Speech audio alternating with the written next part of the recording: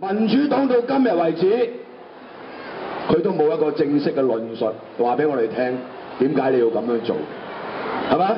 我哋推動5區公投嘅時候，佢話我哋冇同佢商量就懟出嚟啦咁你走去同共產黨談判，支持政改方案，你又何嘗有同我哋傾過咧？係咪？好簡單嘅道理，咩邏輯嚟㗎呢個？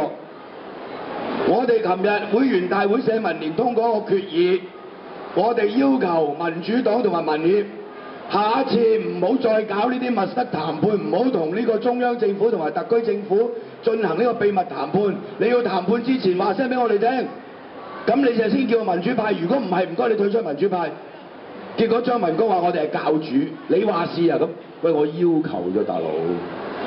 跟住佢舉例，咁我民主黨可唔可以會員大會通過一個決議，反對你哋，叫你哋唔好辭職，唔好搞公投，係咪好荒謬啊？咁佢用呢個例子，其實佢真係自己冚自己。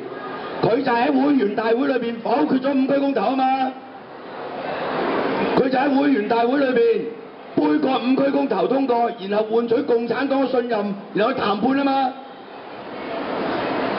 歷史係呃唔到人嘅。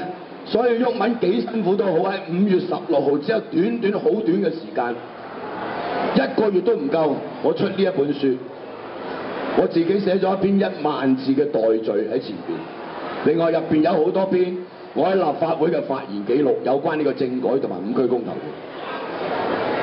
嘅。呢本書係所有研究香港民主運動嘅人必須要睇嘅書。香港回歸到而家，從未有一個單一議題嘅事件，好似5區公投咁震動嘅，係影響香港整個民主運動嘅發展，影響成個民主派嘅整合。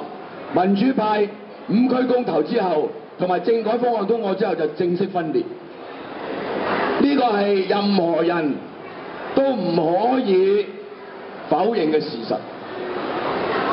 呢一個分裂對香港未來嘅民主發展有好大嘅影響。呢本書係一個好完整嘅記錄。如果你民主黨有論述能力嘅，你出翻一本啦。何俊仁做咗幾廿年議員，今年出一本書叫做《謙卑與奮鬥》，唔係一本咁多。嗰日佢送本書俾我先至講啊，因為你送咗3本俾我，而家換你一本，咁而家我又送呢本俾佢，又送歷史幾絕俾佢，咁啊5本換一本，永遠都係佢着數啊嘛，係咪？我哋真係多產啊，大佬，係嘛？呢個係一個紀錄嚟嘅，所以呢本書其實我對呢本書嘅期待係好高嘅。我希望好多年青學生都人手一本，所以我會想辦法打入學校嘅。呢個係一個通識教育，係嘛？人民最大，冇人大得過人民。5區公投。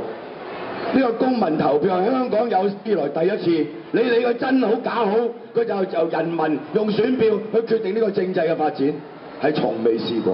共產黨一聽見公投2個字就想殺死你㗎，係咪？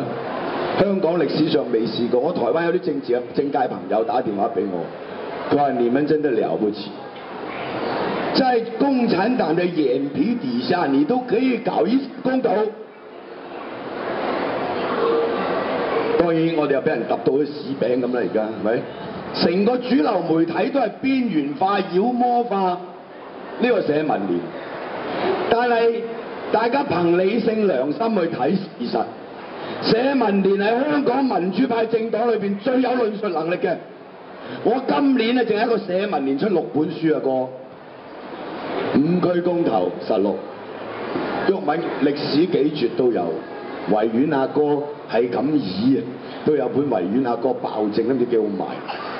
我哋嘅主席陶君行出咗本《抗戰20年》，長毛佢話：唉，我冇寫文啊，我出相嘅寫真集有一本，都好受歡迎。7月1號賣嗰本，我參加了5區公投運動，係所有嗰啲參加5區公投運動啲義工，佢哋寫嘅。喺7月1號遊行嘅時候，我哋賣咗1000幾本。問下嗰啲做出版嘅知啦，嗰啲書賣1000幾本已經翻本賺錢啦。嗰本係我哋自己出自己發行嘅，呢啲係益下明報出版社，明報我就唔會益㗎啦，因為我老土明報嘛，係嘛？明報專搞社民連嘅，明報係政治淫媒 ，OK。但係明報出版社雖然係屬於同一個老細，但係佢另外一個機構出版機構推廣呢個文化，咁啊冇。呢本書係花咗好多精神，我要選好多文字。呢本書有啲係未發表過嘅，係咪？包括呢個公民黨同社民連兩黨嘅合作備忘錄，第一次喺呢本書公佈。你睇翻個備忘錄，你就知道當初啲人喺度亂噏嗰啲，全部都係錯。不過嗰陣時基於個公投推緊，我哋就冇將嗰個備忘錄公佈，係咪？但係呢本書裏邊係有。我要編呢本書，主要就係要為香港民主運動留一個歷史記錄，尤其是呢個5區公投運動。第二就係俾嗰啲年輕嘅朋友，即係去作一個所謂思考嘅線索，對自己未來嗰個安身立命、香港民主嘅發展，係咪有一個即係最起碼嘅尊嚴嘅自覺，就係人民最大，人民嘅幸福係由人民自己決定，唔係當權者幫我哋決定。我冇話要攞多一票嚟選功能組別嘅，你夾硬窒我嘅啫，係咪？我硬食嘅要，係咪先？哦，你話區議會呢個功能組別俾你一人一票選，咁仲唔夠民主啊？增加民主成分啊？係咪？即係老蕭個比喻最好嘅，你一男一女要結婚，咁咪有一張結婚證書，呢個最重要嘅，係咪啊？佢話：我哋唔使結婚證書，但係我哋呢度有啲結婚嘅成分，咁咪一齊瞓咯，係咪？咪結婚嘅成分咯。咁瞓下唔瞓，或者當初瞓嘅時候就俾家用，跟住俾少啲家用，每次500咁瞓一次，咁你咪民主成分啊？我哋要嘅全部啊嘛。成日喺度偷換概念，係咪啊？話仲唔夠民主，320萬人去投票選5個立法會議員，但係呢5個立法會議員我冇份提名㗎嘛，我又冇得去選㗎嘛，然後你硬要我去投票啊嘛，即係啲歪理你講100次都唔會變真理㗎啦，啱唔啱啊？民主黨呢種做法係令到嗰30幾個功能組別會千秋萬世啊嘛！